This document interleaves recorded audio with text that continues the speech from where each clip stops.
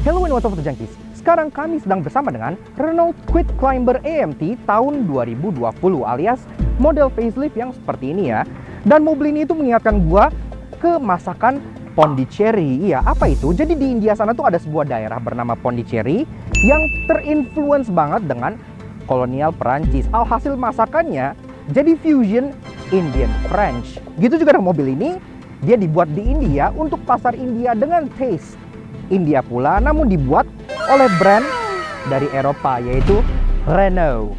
Dan tentunya mobil ini punya banyak sekali keunikan di luar dan dalamnya ya, hasil blasteran dua dunia. Dan tentunya sekarang kita akan coba mengulik semuanya sekaligus test drive juga. Kalau gitu, start your engine.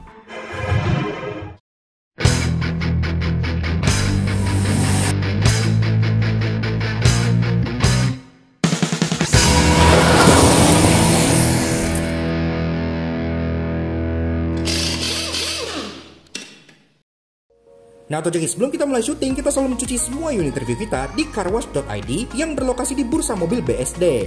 Alamatnya di sebelah sini, dan kita pengen rekomenin karena mereka tuh kalau nyuci bersih dan profesional banget. Salah satu yang terbukti paling bersih di daerah Tangerang Selatan. Paketnya pun ada banyak, ada coating wash yang lumayan terjangkau, ada premium wash, dan bahkan ada social distancing wash di mana kalian nggak perlu turun dari mobil. Tapi kalau mau turun, nggak masalah karena ruang tunggunya itu PW dan enak banget, ber-AC dan kalian bisa lounging di sini. Dan selain itu mereka punya banyak paket tambahan seperti pembersihan jamur kaca, detailing interior, eksterior, dan masih banyak lagi. Detailnya bisa cek di Instagram mereka yang ada di sebelah sini. Datang dan buktikan langsung kalau carwash.id itu proud to be shine.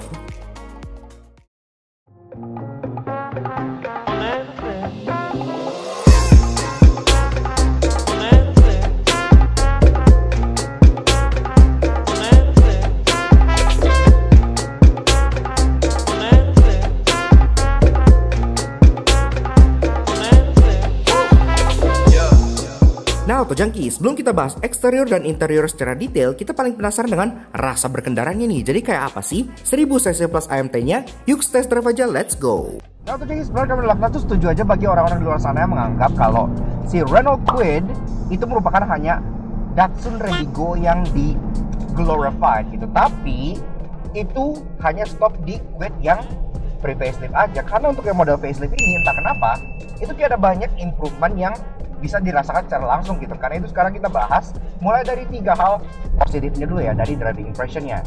Yang pertama-tama yang kita suka adalah feeling dari setirnya. Iya, jadi setirnya ini tuh dia tuh nggak kayak kebanyakan mobil kecil yang setirnya itu mati rasa atau kebanyakan overly assisted yang ringan banget bisa dibelokin pakai kelingking gitu kan. Ada heavynya, ada beratnya, jadi masih terasa cukup enak untuk dibelok-belokin. Feedbacknya juga masih sedikit lebih baik. Yang kedua adalah bagian kaki-kakinya. Kenapa? Karena entah mengapa dampening dan settingan suspensi dari mobil ini tuh menurut gua cocok untuk jalanan Indonesia. Kenapa? Karena kan jalanan Indonesia tuh sedikit lebih nggak hancur dibanding jalanan India gitu kan. India sebenarnya lebih hancur gitu. Jadi di sini settingan suspensi ini tuh terasa sangat empuk. To the point yang dimana kalau kalian lewatin polisi tidur, lewatin jalan bergelombang, itu tuh dia shock bounce-nya tuh enak gitu, bikin mobilnya tuh kerasa nyaman. Travel suspensinya pun cukup jauh karena kan memang dia ground clearance setinggi gitu kan. Kalau kena speed breaker pun dia dep gitu ya, nggak yang prak gitu. Pokoknya kaki-kakinya itu benar-benar enak lah buat jalanan di Indonesia. Dan yang ketiga tentunya adalah eksklusivitasnya di jalan. Karena kalau kalian pakai ini, apalagi yang varian climber seperti ini, itu kan warnanya aja udah ngejreng gini, two-tone-nya pun Tosca dengan orange, kurang mencolok apa gitu di jalan gitu kan. Ini tuh lebih eye catching bahkan dibanding Captur gua kalau lagi di jalan. Dan itu buat kalian merasa spesial gitu, kayak bawa mobil Eropa yang lumayan lucu dan quirky gitu ya. Tapi tentunya tidak ada mobil yang sempurna. All in all kan dia belum model change, dan ini hanyalah tutut rebus yang dibungkus ala escargot gitu. Jadi sekarang kita masuk di hal negatifnya. Yang pertama adalah yang menurut kita paling mengganggu dan paling menjadi Achilles heel dari mobil ini adalah transmisinya. Iya, kenapa? Karena kan dia AMT 5 speed. Ya oke, kompetitornya Ignis juga pakai AMT, tapi Ignis mendingnya dia ada manual mode. Di sini dia nggak ada. Alhasil ya udah kalian nurutin aja, ngikutin oper-operan gigi dari settingan yang ada di sini, dan ini lambat banget mau perginya gitu ya. Buat kalian yang spirit driving, yang pengen pantun drive, yang pengen shift lightning speed gitu, jangan harap, nggak bisa.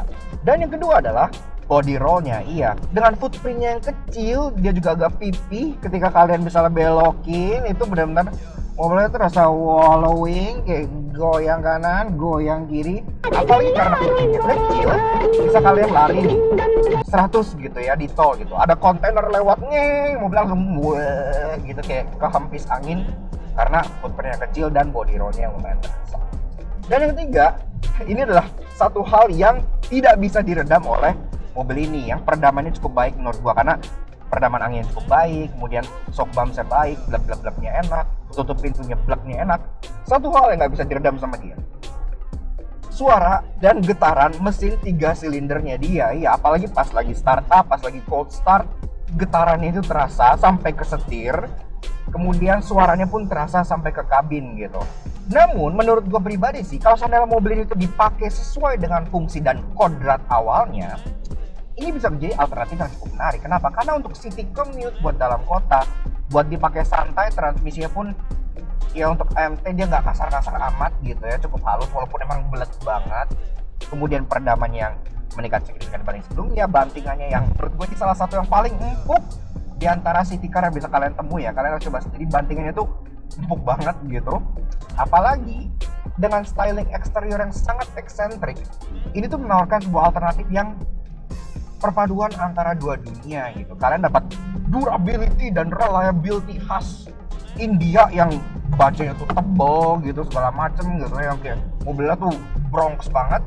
Tapi at the same time kalian dapat French flair alias kayak sentuhan keunikan dari Prancis, bisa menjadi alternatif buat kalian yang anti mainstream. Eksterior terlihat jauh lebih berkarakter semenjak di facelift karena yang sebelumnya kan agak generik, dan untuk varian Climber ini mendapat warna unik yang bikin dia semakin asik.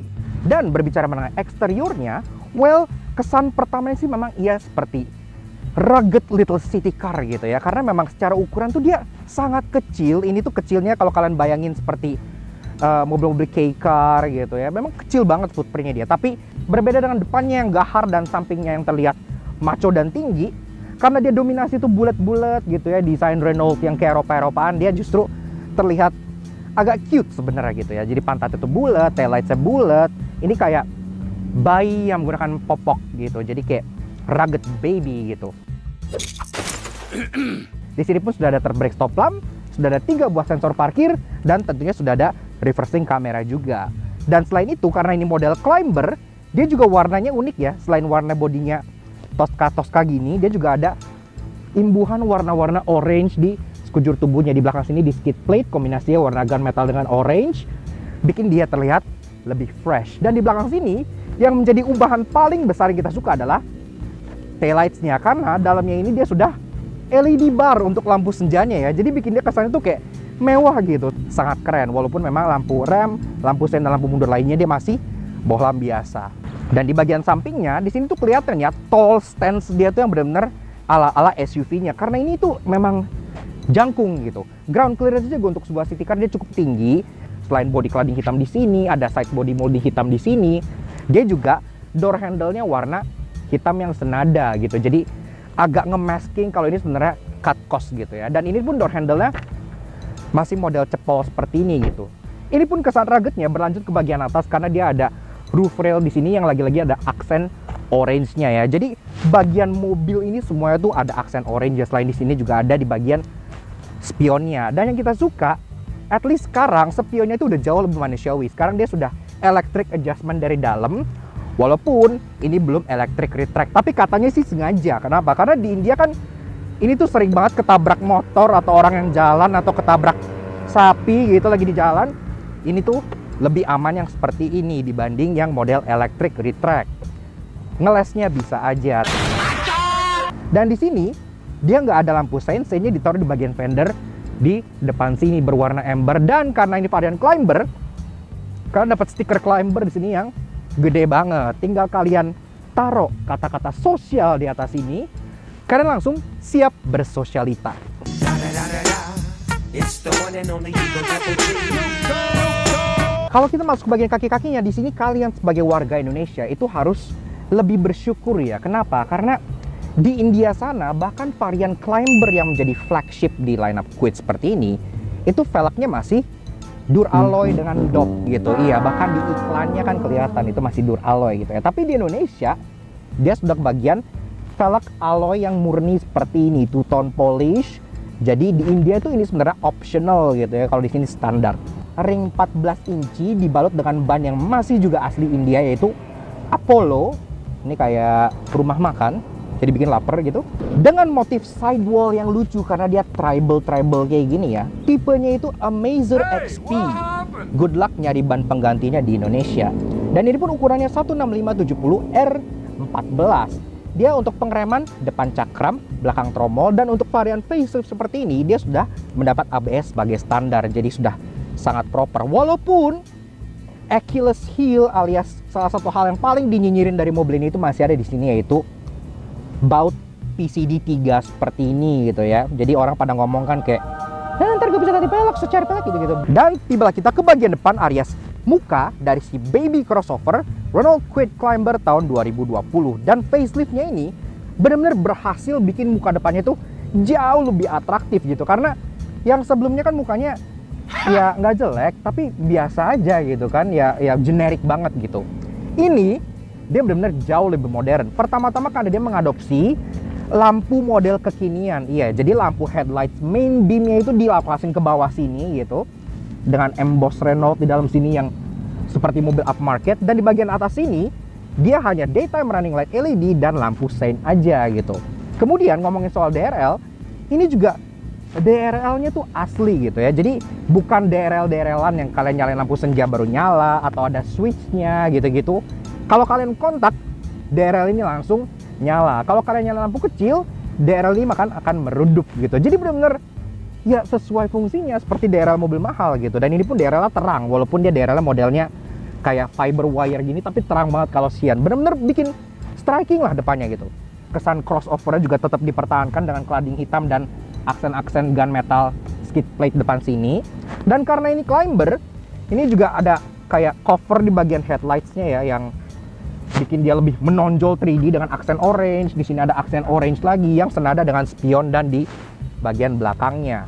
Ngomong soal lampu, lampunya juga kayak gue bilang tadi kan dia turun ke sini. Dia memang masih halogen bulb biasa gitu ya di bawah sini untuk main beamnya.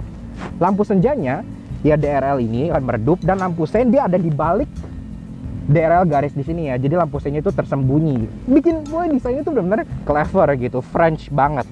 Jadi secara overall, tampang si Kwid Climber EMT ini dari depan, menurut gue ini adalah salah satu yang paling ganteng dan paling rugged di kelasnya gitu. Desainnya well thought, kekinian, dan juga mencirikan sebuah SUV yang cukup tough. Walaupun memang kalau dilihat dari samping dan belakang, dia lebih ke arah baby SUV.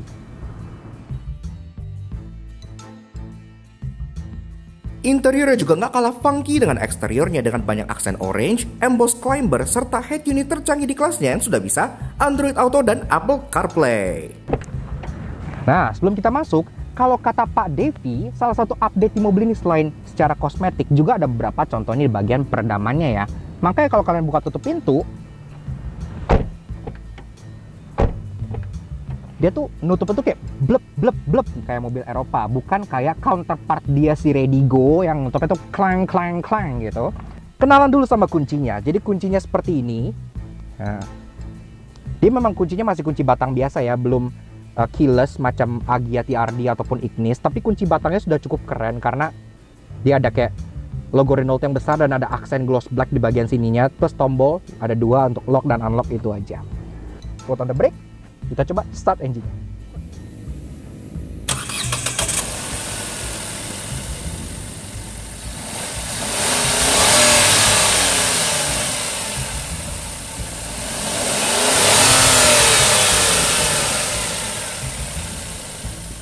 Nah, Auto Junkies, bicara soal roda berpacu, inilah mesin imut yang sering banget diperdebatkan oleh netizen Indonesia. Kodenya HR10DE 1000cc inline 3, iya dia 3 silinder, namun sudah DOHC. Tenaganya 68 HP dengan torsi 91 Nm yang di-mate ke transmisi antara 5-speed manual atau yang Climber ini 5-speed AMT bernama EasyR yang menurut gua agak kurang easy karena gak ada manual mode dan berpenggerak roda depan.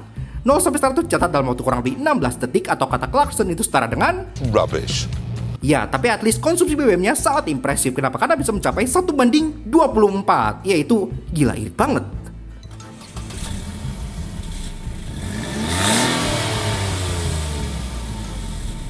Interiornya sesuai dengan kelasnya, semuanya memang masih hard plastik. Tapi kalau dibandingin yang versi pre-facelift, ini untungnya ada peningkatan yang cukup signifikan gitu ya. Kalau yang versi pre-facelift, itu tuh kayak banyak jagged plastik yang tajam-tajam gitu kan, kayak di bagian pintunya apa ya. Di sini semua sudah di fix, jadi plastiknya jauh lebih tebal dan lebih halus juga finishingnya, which is good. Di sini akhirnya di bagian airbag untuk bagian passengernya, karena tadi kan cuma single, sekarang sudah dual, lagi-lagi sudah cukup oke. Ada emboss squid, kemudian di tengah sini ada infotainment yang mereka sebut di sini namanya MediaNav Evolution. Iya, jadi ini udah baru, ini pun sama yang kalian temukan di Renault Triber gitu. Pada saat off, dia seperti ini, ada jam digital. Kalau kita nyalain, dia menu utamanya seperti ini. Jadi ada radio, ada Bluetooth teleponi, ada media, dan ada setting. Radio, Prambors-nya tidak dalam bahasa Hindi, jadi oke. Ini Bluetooth teleponi, tidak ada koneksi, ada yang connected gitu ya. Kemudian sini juga untuk aux, ini ada buat aux dari sini, ada bagian flash disk juga yang colok di bawah seperti ini, bisa juga untuk Spotify. Dan di bagian setting, di sini ada pengaturan untuk audio, ada fader, ada segala macam. Di sini juga ada pengaturan untuk seperti ini, di sini juga ada pengaturan untuk seperti ini, dan di sini juga ada pengaturan untuk seperti ini. Dan sekarang kalau kita ke sini, dia juga salah satu yang paling canggih karena dia sudah support Apple CarPlay dan Android Auto. Ke bawah lagi di sini ada beberapa tombol, ada hazard itu pun sudah bentuknya button bukan yang ceklek. Ada central locking. Dan di kanan kiri di sini ada tombol untuk power window. Iya, ini adalah salah satu cascoating karena artinya mereka nggak perlu naruh tombol power window sama sekali di bagian pintunya ya. Jadi di pintunya itu nggak ada electrical buttons sama sekali. Ke bawah lagi di sini ada climate control yang oke, memang dia masih model knob putar-putar seperti ini, tapi secara fungsi dia justru yang paling lengkap di kelasnya gitu. Kenapa? Karena selain fan speed, dia pengaturan arah semburnya pun sudah lengkap. Ada kepala, kaki aja, ada kaki dan front defogger ya, dia ada front defogger di bagian depan sini. Dan tentunya di sini juga ada selain cool, dia juga ada heater. Iya, di mana lagi kalian nemuin mobil sekelas ini yang ada heater dan pengaturan lengkap seperti ini. Jadi ini unggul dibanding teman-temannya. Ke bawah lagi di sini ada open storage yang kalian bisa colok USB di sini untuk lagu. Jadi ini juga kita suka ya, karena berarti dia nggak colok-colok di bagian sini gitu. Di sini tetap rapi, coloknya di bagian bawah sini untuk aux-nya. Jadi kelihatan kayak mobil Eropa. Ada 12 volt socket. Dan selain open storage, yang kita suka lagi, dia udah proper. Kenapa? Karena peletakan transmission dialnya itu di bagian bawah sini. Tadinya transmission dial kan ditaruh di bagian dashboard gitu kan, kayak knob mesin cuci di sini gitu kan. Sekarang dia ditaruh di bagian bawah sini. Rasanya kalau kalian puter-puter itu seperti naik mobil dari Land Rover atau Jaguar gitu ya, benar-benar kayak UI gitu, rotary dial untuk gear levernya. Walaupun ya memang transmisinya masih AMT 5-speed dan rasanya masih seperti yang gue bilang tadi pas di bagian drive. Kursinya ini juga salah satu faktor yang kita suka ya, karena oke, dia masih model pocong begini sama kayak yang lama, cuman dia desainnya tuh niat banget gitu. Jadi ada efek rippling di bagian tengah sini, kemudian kombinasi material pun kayak fabriknya tuh kayak fabric scuba diving gitu ya, yang kayak anti air gitu, dengan efek-efek di bagian kanannya ada orange dan ada emboss climber di bagian tengah sini yang ini juga spotlight. Jadi kalau kalian malam-malam kena, ini tuh kayak reflektif gitu. Ini niat banget, jadi bikin mobil yang murah terlihat tidak murahan. Dan ini pun Perancis banget gitu ya, karena kan di luar sana kalau kalian mobil yang kecil-kecil gitu kan, interiornya tuh sengaja dibikin funky kayak gini supaya kalian nggak terasa murah naiknya gitu. Walaupun memang pengaturan kursinya dia baru bisa slide dan recline aja, dia belum ada seat height adjuster, dan setirnya pun dia belum bisa diatur sama sekali, jadi masih fix. Di sini pun ada yang kocak gitu ya. Jadi setirnya ini kan masih poliuretan biasa gitu kan, ini masih karet dan dia flat bottom, lucu gitu. Tapi di bagian atas ini jam 11, 12, 1 ini tuh ada efek perforated leather dan ini dijahit. Ini kocak banget. Jadi justru bagian yang tidak kalian pegang itu ada stitch leather gitu di sini, sedangkan yang kalian pegang di sini itu poliuretan. Jadi kalau kalian pengen merasakan leather dari mobil ini, kalian nyetirnya harus kayak like a gangsta. Tapi ada satu yang tidak gangster banget, yaitu suara klaksonnya. Sangat India sekali, itu harus diganti. Tapi di bagian bawah setir sini, at least dia ada efek black gloss yang ada lagi-lagi. Nih, ada garis orange di bagian sini. Ini small detail loh. Masuk ke bagian speedometernya, ini juga salah satu yang paling unik di kelasnya karena dia digital dan full digital gitu ya, nggak setengah-setengah. Di sini lucu banget, di sebelah kiri itu ada RPM gauge yang nyala mati kayak Need for Speed Underground gitu. Kalau kalian gas, itu dia bakal nyala incremental 500 gitu. Jadi lucu banget, kayak futuristik. Di tengah ada speedo, ada odometer, ada gear indicator, dan ada MID. Ya udah ada MID loh. Yang kocak lagi ini nggak ada mikanya ya. Jadi kalian bisa sentuh langsung, bisa kalian obok-obok gitu bagian gauge-nya langsung seperti ini gitu. Dan di pintunya kan kita bilang dia polos, gak ada power window karena power window di sini. Tapi at least di bawah situ ada tempat penyimpanan lagi untuk cup holder. Iya, karena cup holder satu-satunya memang cuma di situ doang. Begitu. Nah, di atas dia nggak ada apa-apa, cuma ada 2 buah sunshade, ada kaca yang udah ada day night view manual. Dan yang kita suka lagi karena ini head unit itu integrated, untuk microphone-nya itu dia nggak nongol di pilar atau nongol di speedo sini ya. Dia microphone-nya itu ada di bagian atas sini, sudah integrated ke bagian roof-nya. Jadi terkesan rapi dan terkesan OM. Itu yang kita suka dari mobil Eropa, walaupun memang ini Eropa-Eropaan ala India. Lagi-lagi Pondicherry cuisine. Dan masuk ke baris kedua, yang pertama adalah pintunya terbuka 90 derajat ya, betul-betul. Jadi aksesnya pun cukup mudah.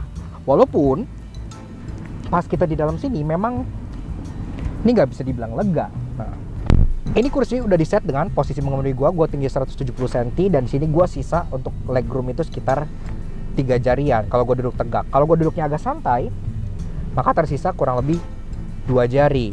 Tapi untuk headroom ya, karena dia tall, itu cukup oke lah, masih nyisa kurang lebih 4 jarian. Di belakang sini pun dia masih belum ada headrest, jadi headrest itu yang model fix pocong seperti ini gitu ya. Kalau yang lama-lama kan dia power window-nya itu masih belakang, dia window by power gitu kan. Kalaupun dijual di sini si Quick Climber yang lama itu, power window baris kedua itu tempelan di bagian sini, terus kayak plastik yang jagged tuh tempelan doang gitu kan, jelek banget. Kali ini dia udah bener karena satu door trimnya sudah diubah dan sudah ada armrest sekaligus sudah ada power window-nya juga ya di bagian situ. Jadi udah jauh lebih proper dan terasa jauh seperti mobil gitu, nggak kayak barang yang tempel-tempel doang gitu. Seperti aja gitu ya, antara kalian tarik tuas di bagian driver atau kalian pakai kuncinya, colokin ke boolnya di sini, dan kalian buka seperti ini gitu. Dan kalau sudah, di sini bagasinya memang untuk ukuran mobilnya dibilang kecil banget enggak, dibilang gede banget juga enggak. Di sini kalau kalian pengen taruh koper large 1 gitu masih muat. Koper medium taruh 2 ditumpuk masih muat. Tapi kalau lebih banyak itu udah nggak muat lagi. Di sini pun ada bawaan segitiga pengaman seperti ini, dan di bawahnya pun masih ada tempat lagi untuk menyimpan spare tire-nya yang masih stylish ya, masih kaleng seperti ini. Dan ini memang bawaannya kan seperti yang gue bilang, di India sana alloy seperti ini itu optional, aslinya itu seperti ini dengan dop. Kemudian sini juga ada toolkit yang dibungkus dengan rapi, dan yang kita suka walaupun dia mobil murah, di sini dia tuh ngecatnya tuh rata gitu ya, nggak ada yang belang-belang, nggak ada yang kayak hasil dempulan atau epoksi, ngecatnya rata semua, which is bagus lah, kita appreciate gitu. Kalau kalian pengen ruangan lebih banyak, di sini masih bisa diturunin dengan cara melipat kursinya. Memang ini tidak split ya, jadi langsung satu seperti ini. Nah, kalau dilipat seperti ini, kalian bisa slide item yang panjang ke depan. Walaupun di sini ada hump yang gedenya naujubillah, ini humpnya itu seukuran candi gitu, jadi kalian nggak bisa slide item dengan mulus, kalian harus angkat gitu ya. Walaupun sebenarnya di unitas kita ini ada sedikit yang aneh. Kenapa? Karena di unitas yang direview oleh Bang Hilsat dari Autonet Max, di sini tuh ada tonneau covernya ya, ada partial shelf yang ikut naik gitu. Kalau di sini dia tidak ada, entah kemana, mungkin ketinggalan di dealer kali. Walaupun ia sangat funky, namun darahnya yang gak murni Prancis pasti membawa beberapa hal menyebalkan. Karena itu inilah 3 no yang kami temukan di Renault Kwid Climber Facelift. Di mobil Eropa pada umumnya, contoh seperti Captur gua, itu lampu mundur nyala cuman sebelah, itu cukup normal karena sebelahnya lagi itu kan rear fog lamp atau fog lamp belakang. Tapi di sini kalian bisa lihatnya, ini sekarang lagi dalam keadaan reverse, lampu mundurnya nyala, namun di sebelah sini dia nggak nyala gitu. Kalau kita lihat ke dalam, ini dia udah ada cetakannya, udah ada reflektornya, udah ada buat lobangnya, tapi tidak ada bohlamnya gitu. Jadi ini adalah sebuah cut cost, dan menurut kita ini cut cost yang agak terlalu gitu. Bohlam satu berapa sih gitu kan kalau dipikir-pikir. Kalau kayak gini kan pincang, jadi kayak Jaja Miharja gitu, kayak apaan gitu kan, nyala sebelah doang gitu. Kalau kalian tanya orang ini itu apa, pasti kan rata-rata semua akan jawab, oh ini roof rail. Apa fungsi dari roof rail? Untuk bawa barang di atas mobil. Tapi di sini kalau kalian lihat ada tulisan caution, do not apply load, alias kalian nggak boleh taruh beban di sini. Jadi ini adalah fake roof rail. Iya, kita sering lihat fake exhaust. Rupanya sekarang ada tren baru yaitu fake roof rail. Jadi apa ya? Ya well, buat styling sih bagus ya, ada oren-orennya gini, kita hargain. Cuman kalau nggak ada fungsinya jadi kayak unfaedah gitu nggak sih? Ini suspension mounting point tidak ditutup. Bahkan di bagian sini perkabelan, ini untuk tail lights, ini untuk kabel entah apa gitu ke bagian sini, bikin orang-orang berjiwa OCD itu kayak gemetar gitu ngeliatnya gitu kan. Kalau emang nggak mau dikasih plastik cover, at least dikasih cover yang wool atau kain gimana gitu kan, supaya terlihat sedikit lebih rapi gitu, tidak seperti ini. Untung catnya nggak belak. Namun tenang, sebagai blasteran keturunan Prancis pasti membawa banyak hal yang sangat menarik. Karena itu inilah 3 interesting yang kami temukan di Renault Kwid Climber Facelift. Biasanya di mobil yang non premium, reverse kamera alias kamera mundur tuh ditaruh di mana sih? Paling di sini gitu kan, dekat plat nomor, atau biasanya kalau yang cukup ekstrim ditaruh di sini gitu, ngadep ke belakang gitu kan. Tapi di mobil ini integrasinya cukup rapi karena kamera mundurnya itu ditaruh di bagian tengah logo Renault yang ada di sini gitu. Jadi benar-benar ada space dipakai dan belakangnya tuh jadi clean. Jadi belakang sini tuh nggak ada kamera-kamera yang nongol gitu, kameranya langsung di bagian tengah sini. Ini adalah ciri-ciri integrasi yang ada di mobil mahal gitu ya, dan ini kita suka ada di mobil yang terjangkau seperti ini. Ini really nice Renault.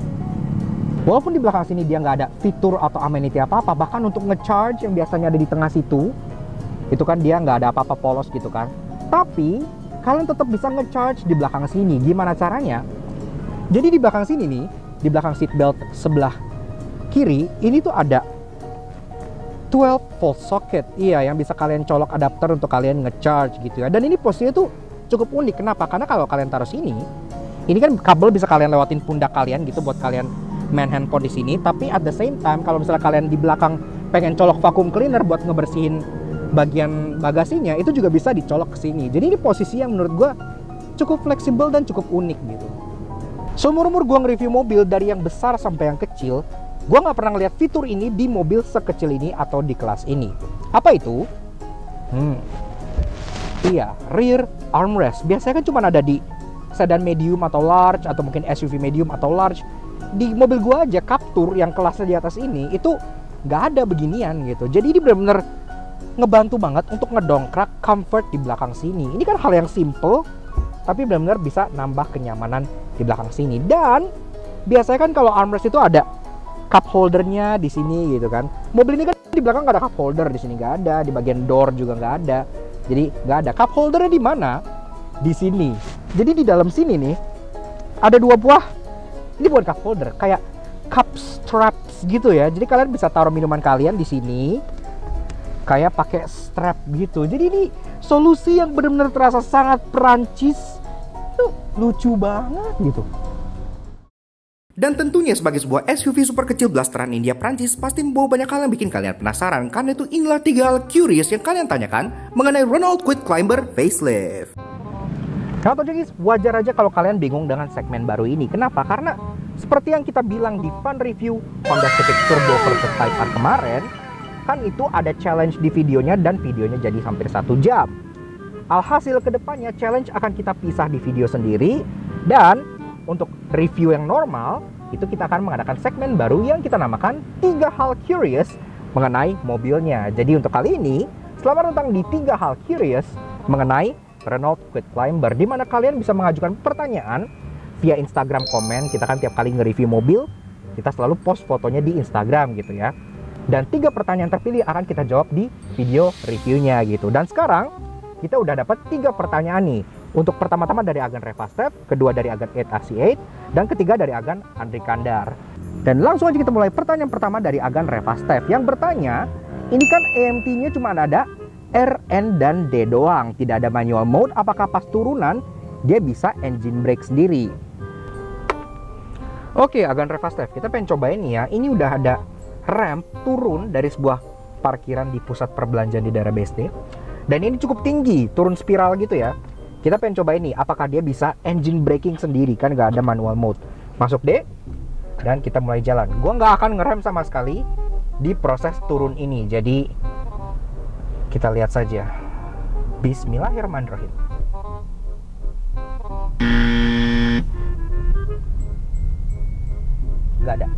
Gak ada engine brake, gak ada.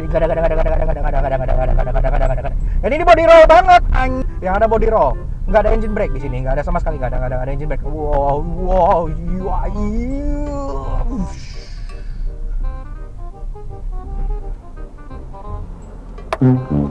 Jadi kurang lebih seperti itu, tidak ada yang namanya engine braking pada saat turun gitu ya. Dia lanjut ke pertanyaan kedua dari agen 8RC8, dan dia bertanya, ini kan PCD-nya cuman 3 baut seperti ini ya, dari pre-facelift dia nggak berubah. Apakah bisa ganti pelek dengan PCD seperti ini? Jawabannya adalah bisa. Kalau kalian punya Wang, punya cacing gitu ya, tidak ada yang tidak bisa di mobil. Dan kita juga pernah nge-review Smart ya, yang pakai pelek Pure Wheels. Jadi jawabannya adalah iya, bisa, asal punya duit. Dan pertanyaan yang terakhir dari agen Andri Kandar, dan dia bertanya, coba dong isi dengan full penumpang dan coba berhenti di tanjakan terus naik, bisa atau enggak gitu ya, EMT-nya hold gear atau gimana. Oke, kita coba ajak teman-teman kami dari berkendara, kan itu badannya gede-gede semua gitu ya. Jadi 5 orang masuk ke dalam mobil, jadi gua, Alex, dan 3 orang kendara, itu sama aja dengan 5 orang kurus plus barang, karena beratnya mereka kelas berat semua gitu. Jadi yuk kita buktikan aja. Nah, si climber sudah full house, sekarang mari kita ajak climb. Bisa nggak sih? Oh, dan by the way, ini jadi ceper natural gini ya, keren dan really nice. Ini tanjakan lumayan terjal by the way, kita akan stop dan coba lanjut. Memang ini gak ada hill start assist, jadi kalau dilepas dia akan ngeloyor turun kayak mobil manual gitu ya. Kita coba gas tengah, gas 3/4, dan dia pun perlahan naik tanpa masalah. Memang mesinnya sedikit meraung, tapi EMT-nya cukup pintar untuk hold gear di gigi bawah, jadi gak masalah lah. Dan untuk membawa 5 orang bagong babaliong full size seperti ini, bisa, artinya kalau kebanyakan orang Indonesia, pastinya gak masalah. Dan ini pun udah dibawa bersama driver, naik turun puncak oleh Renault, juga gak masalah. Jadi ya cukup oke lah.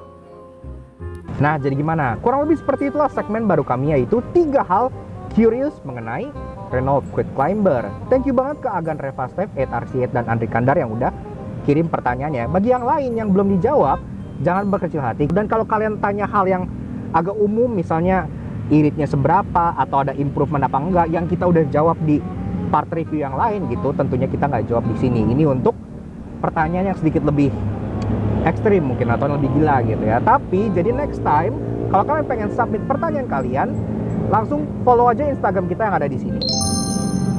Dan tiap kali kita pengen review mobil baru, maka kita akan post sebuah foto dengan hashtag 3 hal curious, dan kalian di sana bisa bertanya supaya punya kesempatan untuk kita feature di video kami yang selanjutnya. Terima kasih banyak sudah berpartisipasi.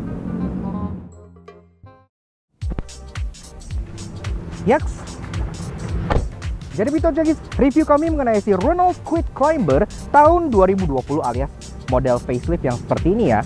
Menurut kami semenjak facelift dia menjadi serious kompetitor loh. Oke, yang versi pre-facelift itu kan modelnya generik, polos, terus fiturnya juga ala kadarnya kopong gitu kan. Tapi ini setelah kita coba beberapa hari, akhirnya dia telah menjelma menjadi sebuah mobil yang proper. Kalau yang pre-facelift itu ibaratnya kayak roti canai polos, nggak pakai apa-apa gitu. Iya bisa dimakan, tapi udah gitu aja gitu kan, tenggorokan kering nggak enak gitu. Kalau yang ini roti canai dengan kari kambing, enak, nggak cuman enak buat dipandang gitu menggugah, tapi dia juga substansial gitu dengan fitur seperti udah dilengkapi dengan ABS, airbag udah 2, Android atau Apple CarPlay. Jadi benar-benar terasa sebuah mobil yang proper dan semua dikemas dengan desain yang eksentrik ala-ala Prancis, terutama di varian Climber seperti ini. Dan kita juga pengen kasih special thank you dan shout out ke Pak Teguh dan Pak Arthur dari Maxindo Renault yang telah menjamankan kami si Renault Kwid Climber ini untuk kita ulas ya, karena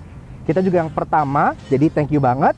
Dan kalau kalian misalnya tertarik, mobil ini itu dibanderol oleh Maxindo Renault untuk yang varian Climber AMT ini 158 jutaan. Untuk varian yang non-Climber, yang manual, itu 149 juta OTR Jakarta. Tapi menurut kami pribadi sih, next generation bikin lebih proper lagi dengan wiper 2 dan PCD 4 lah minimal gitu. Jadi terasa lebih car-like dan sudah tidak bisa diinginin lagi oleh netizen gitu ya. Dan tentu saja thank you banget ke kalian semua atau junkies yang sudah nonton video ini. Kalau kalian suka dengan karya-karya kami, kenapa nggak kalian support kami dengan cara subscribe ke YouTube channel kami di Laknats Auto Junkie. Kepoin juga sosial media kita. Untuk Instagram kita di sebelah sini @laknats_aj. Ya, kurang lebih sekian aja untuk si Kwid Climber. Kemungkinan berikutnya kita juga pengen cobain Trobie alias Triber gitu ya. Itu juga salah satu penantang yang cukup unik di Indonesia. We'll see you guys again in the next video. Ride safe and Godspeed.